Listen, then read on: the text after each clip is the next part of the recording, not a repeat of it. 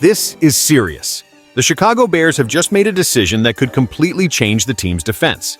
We're talking about a starting player, a name that was present in every game last season, but has now been simply cut.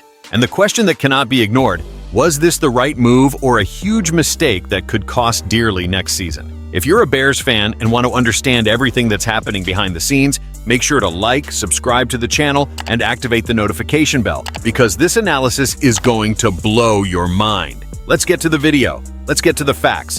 The Chicago Bears are not wasting time and have already started cutting pieces to create space in the salary cap.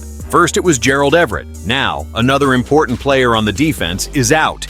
And this time, we're talking about none other than DeMarcus Walker. Yes, the starting defensive end, who played all 17 games of the 2024 season, was released to free up $25 million in cap space. Adding to Everett's departure, the Bears now have $10.75 million extra to seek reinforcements in free agency, especially on the offensive line. But hold on, does this decision make sense? Walker's numbers were not impressive: 47 tackles and only 3.5 sacks, the same total he had in 2023. This indicates that he may have already reached his ceiling in Chicago. But does that justify giving up a starter without having an immediate replacement? Look, I understand that clearing cap space is essential, especially for a team that needs to strengthen the offensive line and look for an elite edge rusher.